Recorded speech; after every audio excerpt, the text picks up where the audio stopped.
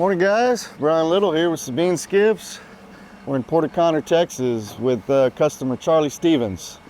We're gonna spend a couple days on the water, so y'all stay tuned for another Sabine story.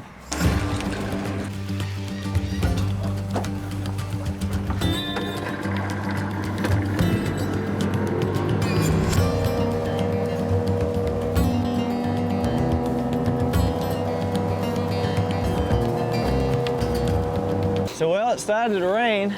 Oh, you're putting on full regalia. Look at just another Sabine story. All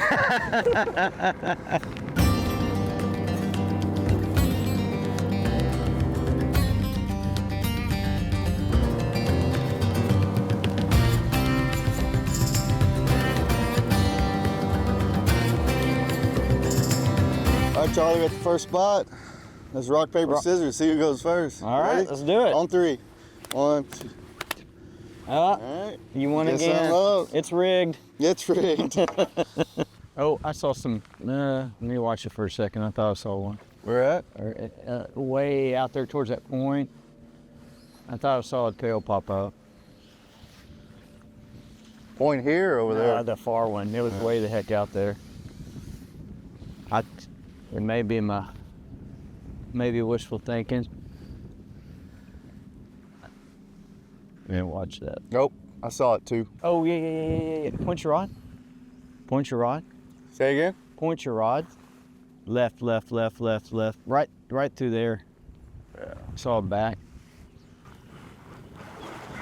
Got it. Brian, you snagging that with mullet? Probably. Only the third school we got into. First one ran to me. And the second? We won't talk about the second one. Oh yeah, pretty over. Let's try Out here in Micro number 10. Charlie's Jet. 5-year-old skiff. It catches fish. All right, Charlie, you're up. Let's do it.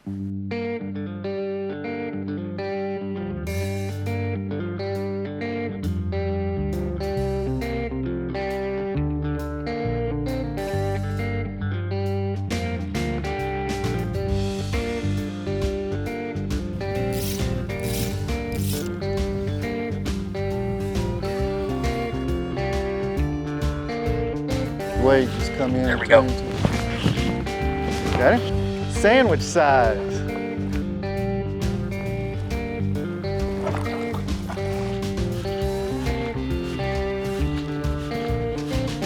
Oh yeah, there's a couple pods, look.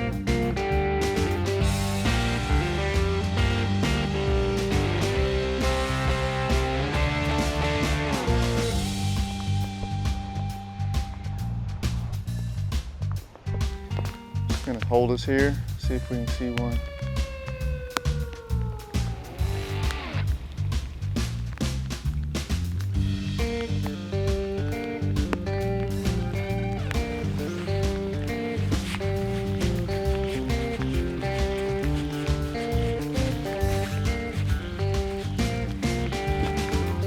Got him. Another monster. Monster.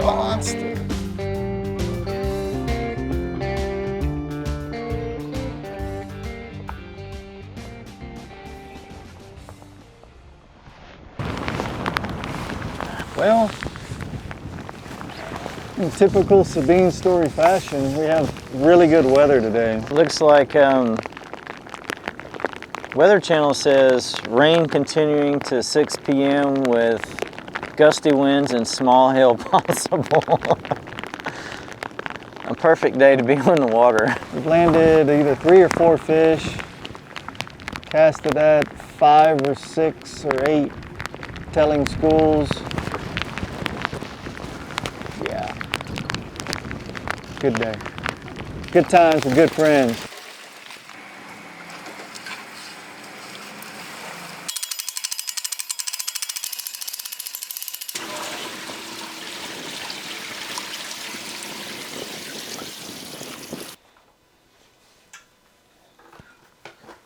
All right, guys, We're down here in Port Connor, Texas. I got a skiff customer, Charlie Stevens, here with us, and we've been doing some fishing and had a good little day. Got a little rain on us, and wanted to talk a little bit about how Charlie found Sabine, how he set his skiff up, why you set it up like you did. So, Charlie, tell us a little bit about when you found Sabine, because it's been close to 6 years ago. Right. Yeah. I think your skiff is turned 5 this month. That's so. right. Yeah. Yeah. So a friend of mine turned me on to you guys. I think he even called and talked to your wife Kayla about it, and I previously, or at the time, had a skiff and was looking to get something, maybe do a little more, shallower running, and to put a jet on it. And I like to duck hunt a lot too, so I was looking at the fact that it was a quiet poling skiff. That's something I could take duck hunting and not have to worry about tearing it up too much. Really appealed to me. So yeah, that's how I was turned on to your skiffs, and I started kind of following you and your company. And when you guys came out with the micro, that really piqued my interest, and I believe that's the when I first reached out to you, and said, hey, and I believe actually went over to your house and we went on a little demo ride and pulled around a little bit. So and that sold me. I was just wanting to see for sure if it was quiet on the pole, and Right. and it was. And that's what a lot of people think. Well, you I got know. aluminum skiff, especially when we first started, because your micro is number 10. So that puts us back. We were probably, well, you might have demoed micro number 1 with it, Yeah, I believe at the it was. time. So, that's a big thing with our skiffs when we started. Now, fast forward 8, 10 years, we've had, plenty of people on the water. So it's not news to be in a shallow, or not shallow, but a quiet poling skiff. Right. And then, so you mentioned that you wanted to set it up for hunting. So tell us a little bit about how you set the skiff up, because it is probably one of our first jet boats. Right. Right. So I had some buddies that were starting to run jets, and some friends of theirs had been running jets for a while down here in Port Connor. And the first time I was able to get in one of those and saw what they can do as far as shallow water performance, just blew me away. So I definitely wanted to run a jet on it. Being aluminum, it's durable, able to take it duck hunting and, have that shallow water performance for a fishing skiff. So, I mean, having another skiff previously and being in the salt, I wanted to do it as simple as possible for both just maintenance and for lightweight, right, to retain all that shallow water performance. So, not a whole lot to it. I guess one of the last two-stroke jets that came out. Yep. And then with the jet, you don't have trim tabs, you don't have jack plate, you don't have a trolling motor, you don't even have a GPS. You No. have a casting platform, a permanent fuel tank, a grab bar, and a motor and a poling platform. Yeah, I mean, simple. it's pretty much the lightest we could build a micro. Yeah, I think the only bling we put is some undergunnel lights on it, Yep. but Well, it helps. It helps with duck hunting, setting things up early in the morning. Yeah, stuff like yeah, getting rigged up for fishing in the morning. But yeah, that's super simple, and that's the way I wanted it. And really, in retrospect, there's not a whole lot of changes I would make or any additions that I would go, make. Incorporate into the next boat that I have. But no, it's been a really good boat. So with the micro and duck hunting, have you ever ran into, because we don't build it anymore, and there's Right. some reasons we don't, Right. and me and you have talked about those.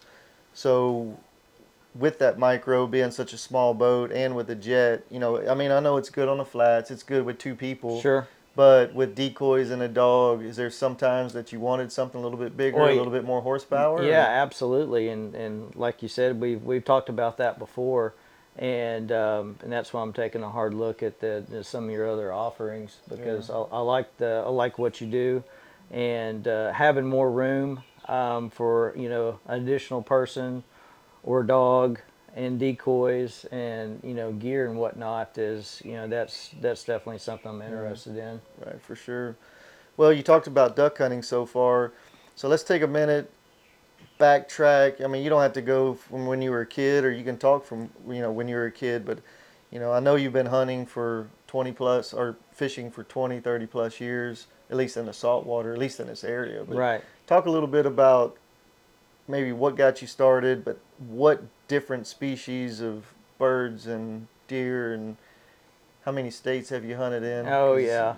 you've had So quite the adventure. yeah, so going way back, Dad got me a fly rod when I was like 10, and I was like, man, this is way cooler. So of course, I started doing that freshwater stuff. I'm from East Texas, so didn't really jump into the saltwater stuff till some friends in college that come down here and all up and down the coast kind of got me into it, and initially didn't really fly fish too much. Of course, that was something on my mind when we come down here. I was like, well, heck, I can jump out of the boat and wade, and we can see redfish. And I was like, I think we can catch these, and they did some back then too, before I got with them, but.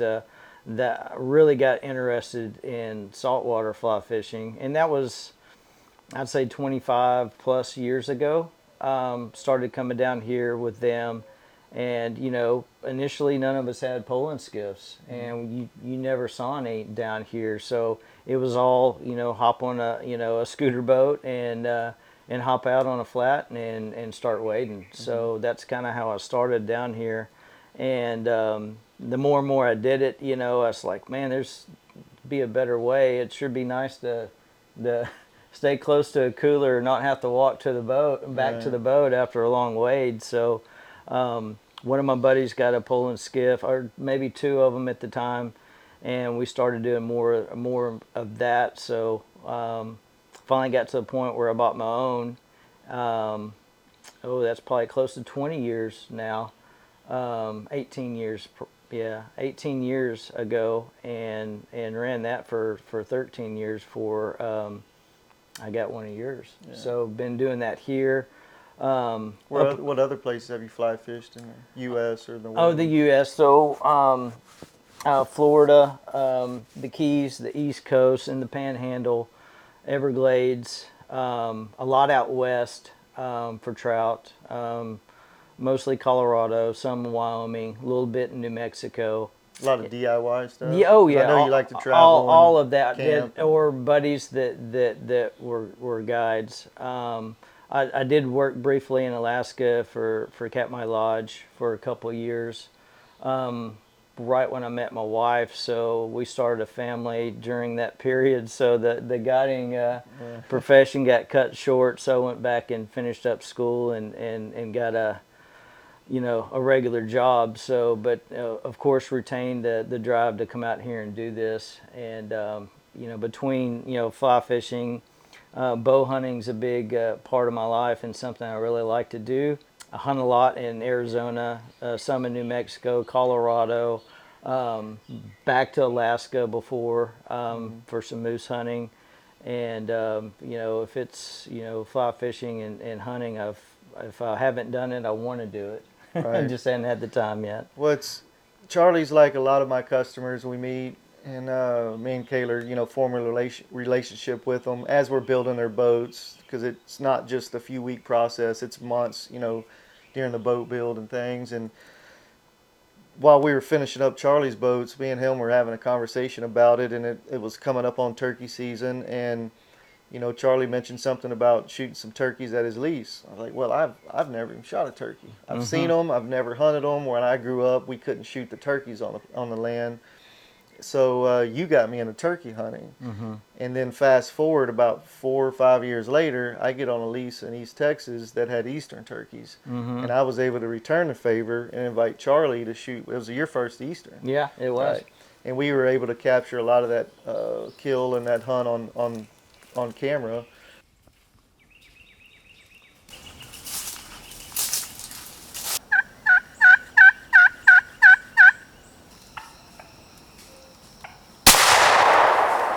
As a kid, I remember friends of mine, deer lease. That's where they released, to my knowledge, the first Eastern turkeys in Texas, and that would have been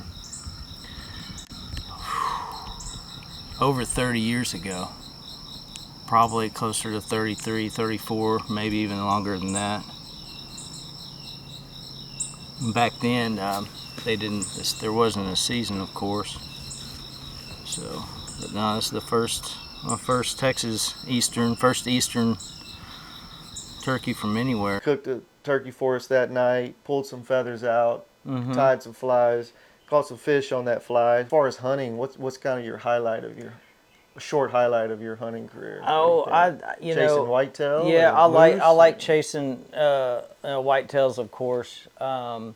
Mostly here in Texas, but I've been hunting in a place up in Oklahoma, on the Oklahoma-Kansas border. That's they got some real good deer, and was fortunate enough to get a pretty good one this past year. And another good management deer the year prior, the 2 years I've been on the place. But yeah, I like to hunt out west a good bit, all DIY, backpack type hunts or llamas. For elk, mule deer, coos deer. Leaving next week, a week from today to go to Canada bear hunting. So haven't shot a bear yet. Came close to getting it done a few times, but on some spot and stock stuff in Arizona. But so looking forward to that. And I like hunting out west any chance I get. And bow hunt those critters out there because they don't have them here in Texas. Exactly. Yeah, we're driving around Port O'Connor and talking about sandbar deer, which you were able to pull a tag. Yeah, from the I think it was from the state. second year that they offered hunts out here on the Powderhorn, just north of us, and I'd been putting in for those hunts for a while, and me and my brother both drew, and it worked out really good. I believe it was like the second week of December, that hunt a few years back, and were able to come down and do some fishing on your boat. And so you technically had a cast and blast. Oh, absolutely! I called shooting sandbar deer at the Powderhorn, Yeah. catching redfish out in the bay. All in 2 yeah, days.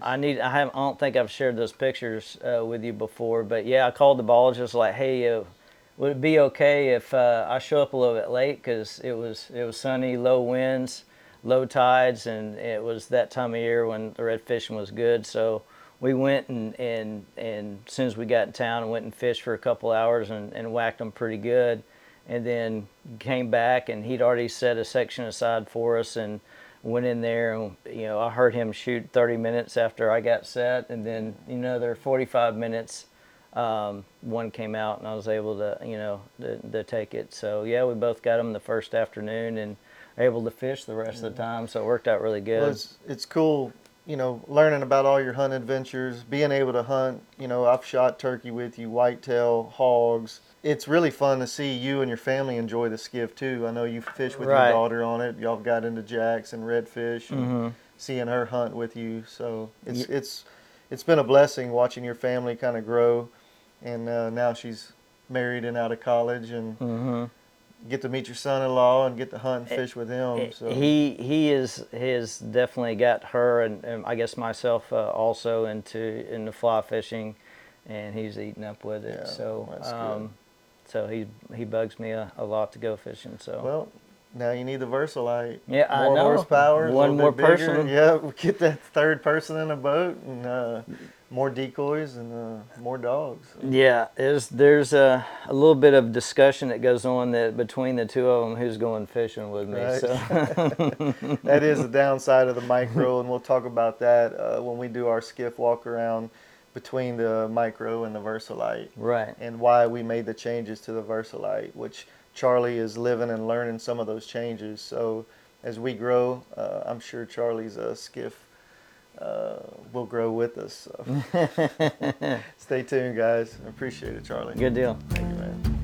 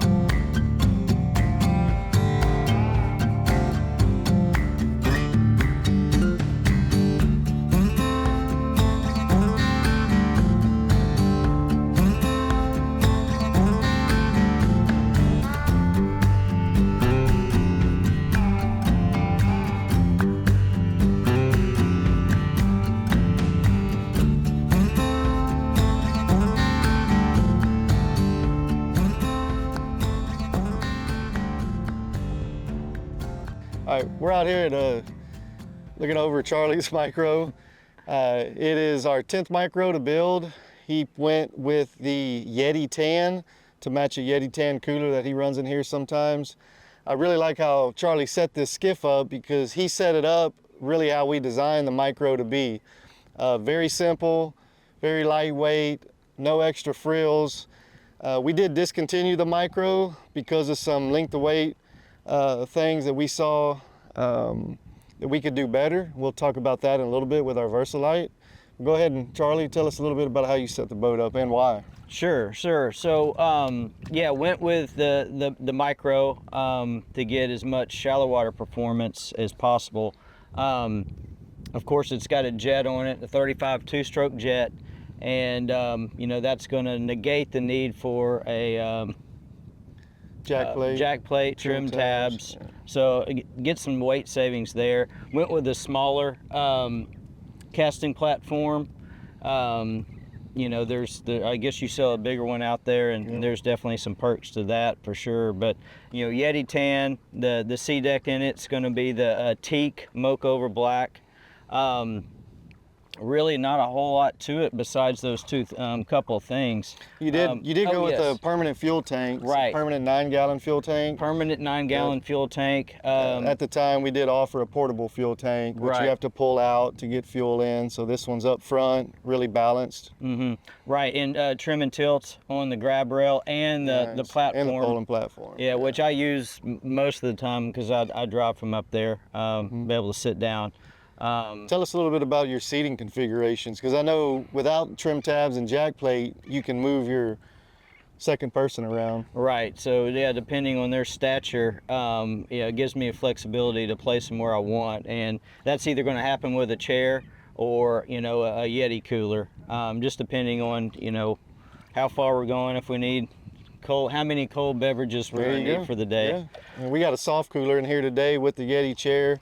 Good lightweight combo. Didn't overpack ice, didn't overpack drinks. We have 4 rods, a fly box, and a little bit of gear with us. Right, really yeah. Simple. And went with the Stiffy push pole. It's the guide. The guide model, correct.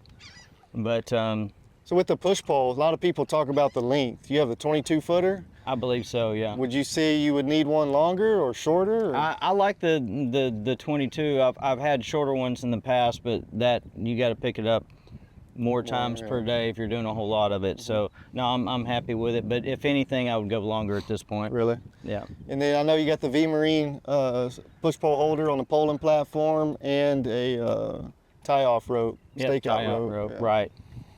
And undergun lighting too, so you know, that definitely helps out sometimes. Helps with duck hunting and setting up in the mornings. Right. Getting everything, all the rods up. You have some lighting to see things. Is there anything you would change, you think?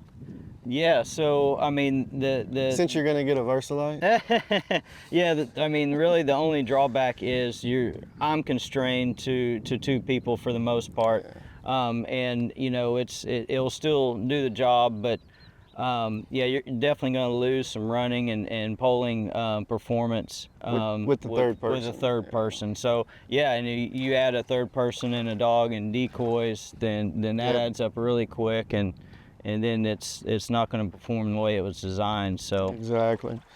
Which takes us to the Versalite over here. Ryan was nice enough to bring his Versalite out. He's been a little bit of a cameraman today, and then we're about to go do some fishing with him and his son. So some of the things Charlie mentioned that we were not really having issues with the Micro, but some people were buying the Micro for a 2-man boat and then seeing that they liked to take their son and daughter, or their daughter and son-in-law like Charlie. So sometimes with the Micro being really a 2-man boat, people were outgrowing them. So that's why we created the Versalite. It went from a 9-gallon fuel tank to a 15-gallon fuel tank. It's the same fuel tank that's in all of our skiffs right now. This skiff is rated for a 50 horse, and the bottom is only about 4 or 5 inches wider than the Micro, and then we extended the boat to 18 foot. So we had a lot of displacement with not adding a whole lot of weight. This boat is set up with a tunnel hull, jack plate, a little bit larger polling platform. Same type of grab bar, but we do have switches for tilt trim, jack plate, trim tabs. You can still do the same type of seating that you do in a micro, keep it light and simple. And then the front deck is easier access for a large casting platform, Right. which when you have the bucket on here, this is the size of the small casting platform that we have back here in Charlie's boat. And then with the large casting platform, you have room for your stripping bucket, which you can see here. It's going to lose some room there. And obviously this boat is rigged with a removable light bar if you want to leave it on or take it off for duck season, anything like that. So it's just, I mean, this would almost take care of all of the, I wouldn't say issues, but all of the things that you have with the micro that you need to upgrade it. Yeah, yeah. Anything I was looking for more, that's what this boat offers for sure. Yeah. Well, good. Well, let's go pole around on the Versalite for a little bit, try to catch some fish.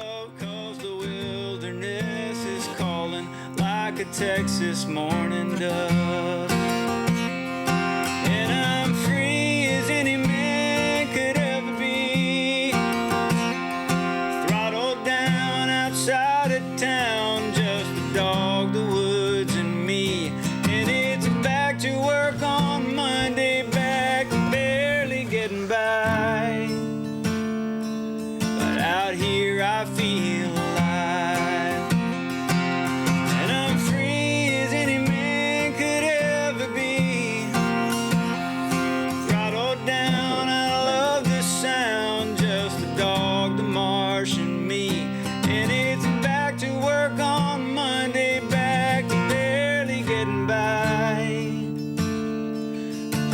Here on my Sabine, I feel alive.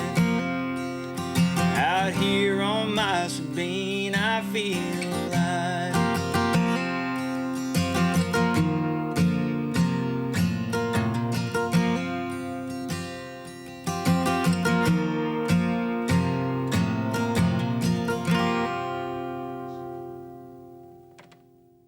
Thanks for watching another Sabine story.